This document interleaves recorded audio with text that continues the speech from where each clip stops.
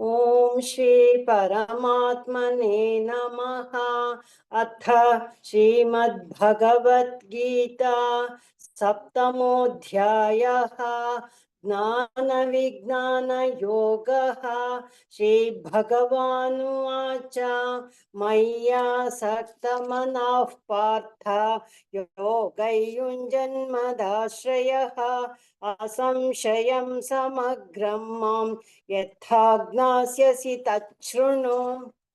ज्ञानन्तेऽहं सविज्ञानम् इदौ वक्ष्याम्यशेषतः।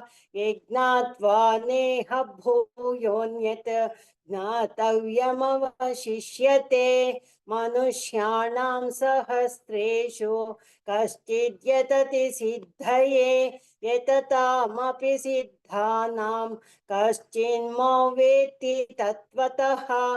भूमिरापो नलो वायुः खं मनो बुद्धिरेव च अहंकार इति यम्मे भिन्नाः प्रकृतिरष्टधा अपरेयमितस्त्वन्यां प्रकृतिविद्धि मे परां जीवभूतां महाबाहो ययेदन्धार्यते जगत् एतद्योनीनि भूतानि सर्वाणीत्युपधारय अहं कृत्स्नस्य जगतः प्रभवः प्रलयस्तथा मत्तः परतरन्नान्यत् किञ्चिदस्ति धनञ्जय। मयि सर्वमिदं प्रोक्तं सूत्रे मणिगणा इव रसोऽहमप्सु कौन्तेय प्रभास्मि शशिसूर्ययोः। प्रणवः सर्ववेदेषु शब्दः खे पौरुषं नृषु। पुण्यो गन्धः पृथिव्यां च तेजश्चास्मि विभावसौ। जीवनं सर्वभूतेषु तपश्चास्मि तपस्विषु। बीजं मां सर्वभूतानां विद्धि पार्थ सनातनं। बुद्धिर्बुद्धिमतामस्मि तेजस्तेजस्विनामहं। बलं बलवतां चाहं कामरागविवर्जितं। धर्माविरुद्धो भूतेषु कामोऽस्मि भरतर्षभ। ये चैव सात्विका भावाः राजसास्तामसाश्च ये मत्त एवेति तान् विद्धि न त्वहन्तेषु ते मयि। त्रिभिर्गुणमयैर्भावैः येभिः सर्वमिदं जगत् मोहितन्नाभिजानाति मामेभ्यः परमव्ययम्। दैवी हेषा गुणमयी मम माया दुरत्यया मामेव ये प्रपद्यन्ते मायामेतान्तरन्ति ते। न मां दुष्कृतिनो मूढाः प्रपद्यन्ते नराधमाः माययापहृतज्ञानाः आसुरं भावमाश्रिताः। चतुर्विधा भजन्ते मां जनाः सुकृतिनोऽर्जुन। आर्तो जिज्ञासुरर्थार्थी ज्ञानी च भरतर्षभ। तेषां ज्ञानी नित्ययुक्तः एकभक्तिर्विशिष्यते। प्रियो हि ज्ञानिनोत्यर्थम् अहं स च मम प्रियः।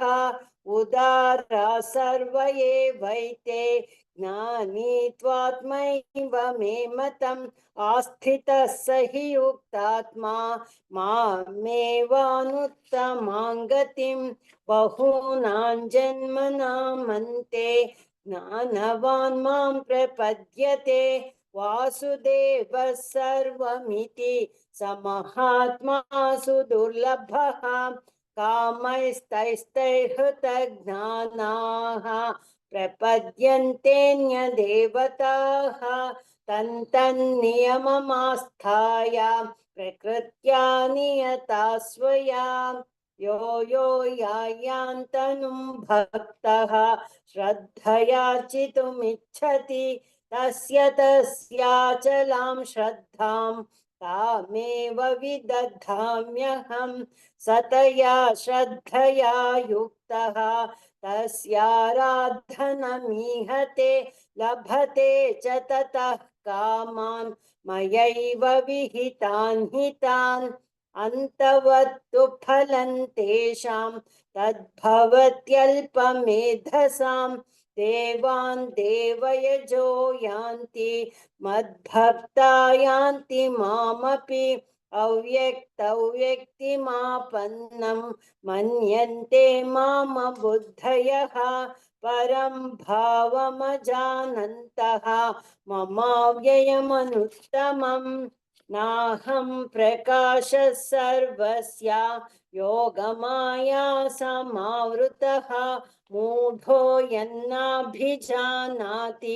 लोको मामजमव्ययम् वेदाहं समतीतानि वर्तमानानि चार्जुन भविष्याणि च भूतानि मां तु वेद न कश्चन इच्छाद्वेषसमुत्थेन द्वन्द्वमोहेन भारत सर्वभूतानि सम्मोहं सर्गे यान्ति परन्तप येषां त्वन्तगतं पापं जनानां पुण्यकर्मणां ते द्वन्द्वमोहनिर्मुक्ताः भजन्ते मां दृढव्रताः जरामरणमोक्षाय मामाश्रित्य यतन्ति ये ते ब्रह्म तद्विदुः कृत्स्नम् अध्यात्मं कर्म चाखिलं साधिभूताधिदैवं मां साधियज्ञं च ये विदुः प्रयाणकालेऽपि च मां ते विदुर्युक्तचेतसः ॐ तत्सदिति श्रीमद्भगवद्गीतासु उपनिषत्सु ब्रह्मविद्याया योगशास्त्रे श्रीकृष्णार्जुनसंवादे ज्ञानविज्ञानयोगो नाम सप्तमोऽध्यायः सर्वधर्मान् परित्यज्य मामेकं शरणं व्रज अहं त्वा सर्वपापेभ्यः मोक्षयिष्यामि मा शुचः अथ अष्टमोऽध्यायः अक्षरब्रह्म योगः अर्जुन उवाच किं तद्ब्रह्म किमध्यात्मं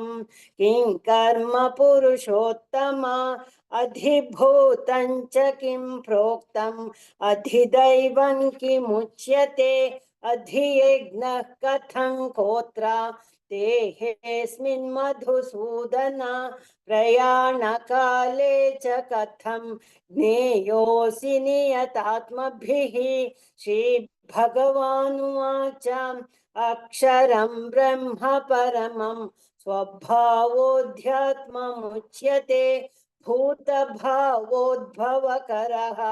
विसर्गः कर्म संज्ञितः अधिभूतं भावः पुरुषश्चाधिदैवतम् अधियज्ञोऽहमेवात्र देहे देहभृतावरा अन्तकाले च मामेव स्मरन् मुक्त्वा कलेवरं यः प्रयाति समद्भावं याति नास्त्यत्र संशयः यय्यौ वापि स्मरन् भावं त्यजत्यन्ते कलेवरं तन्तमेवैति कौन्तेय सदा तद्भावभावितः तस्मात् सर्वेषु कालेषु मामनुस्मर युध्य च मय्यर्पितमनो बुद्धिः मामे वैश्यस्य संशयम् अभ्यासयोगयुक्तेन चेतसा नान्यगामिना परमं पुरुषं दिव्यं याति पार्थानुचिन्तयन् कविं पुराणमनुशासितारम् अणोरणीयां समनुस्मरेद्यः सर्वस्य धातारमचिन्त्य रूपम् आदित्यवर्णं तमसः परस्तात् प्रयाणकाले मनसाचलेन भक्त्या युक्तो योगबलेन चैव भ्रुवोर्मध्ये प्राणमावेश्य सम्यक् सतं परं पुरुषमुपैति दिव्यम् यदक्षरौ वेदविदो वदन्ति विशन्ति यद्यतयो वीतरागाः यदिच्छन्तो ब्रह्मचर्यं चरन्ति तत्ते पदं संग्रहेण प्रवक्ष्ये सर्वद्वाराणि संयम्य मनोहृदि निरुध्य च मूर्ध्नाधायात्मनः प्राणम् आस्थितो योगधारणाम् ओमित्येकाक्षरं ब्रह्म व्याहरन् मामनुस्मरन् यः प्रयाति त्यजन् देहं स याति परमां गतिम् अनन्यचेता सततं यो मां स्मरति नित्यशः तस्याहं सुलभः पार्थ नित्ययुक्तस्य योगिनः मामुपेत्य पुनर्जन्म दुःखालयमशाश्वतं नाप्नुवन्ति महात्मानः संसिद्धिं परमां गताः आब्रह्मभुवनाल्लोकाः पुनरावर्तिनोऽर्जुन मामुपेत्य तु कौन्तेय पुनर्जन्म न विद्यते सहस्रयुगपर्यन्तम् अहर्यद्ब्रह्मणो विदुः रात्रियुगसहस्रान्तां ते होरात्रविदो जनाः अव्यक्ताद्व्यक्तयः सर्वाः प्रभवन्त्यहरागमे रात्र्यागमे प्रलीयन्ते तत्रैवाव्यक्तसंज्ञके भूतग्रामः स एवायं भूत्वा भूत्वा प्रलीयते रात्र्यागमे वशः पार्थ प्रभवत्यहरागमे परस्तस्मात् भावोऽन्यो व्यक्तो व्यक्तात् सनातनः यः स सर्वेषु भूतेषु नश्यत्सु न विनश्यति अव्यक्तोऽक्षर इत्युक्तः तमाहुः परमां गतिं यं प्राप्य न निवर्तन्ते तद्धाम परमं मम पुरुषः स परः पार्थ भक्त्या लभ्यस्त्वनन्यया यस्यान्तस्थानि भूतानि येन सर्वमिदं ततं यत्र काले त्वनावृत्तिम् आवृत्तिं चैव योगिनः प्रयाता यान्ति तं कालं वक्ष्यामि भरतर्षभ अग्निर्ज्योतिरः शुक्लः षण्मासा उत्तरायणं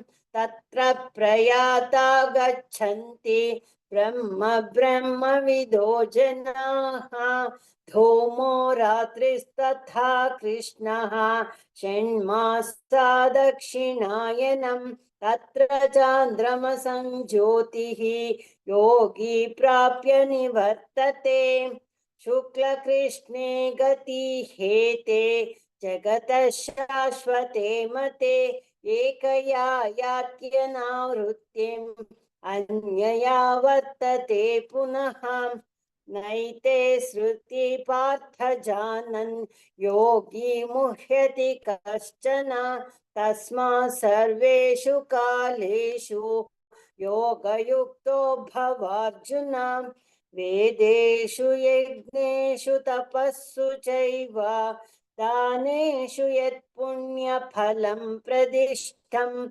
अत्येति तत्सर्वमिदौ विदित्वा योगी परं स्थानमुपैति चाद्यम्। ॐ तत्सदिति श्रीमद्भगवद्गीतासु उपनिषत्सु ब्रह्मविद्याया योगशास्त्रे श्रीकृष्णार्जुनसंवादे अक्षरब्रह्मयोगो नाम अष्टमोऽध्यायः।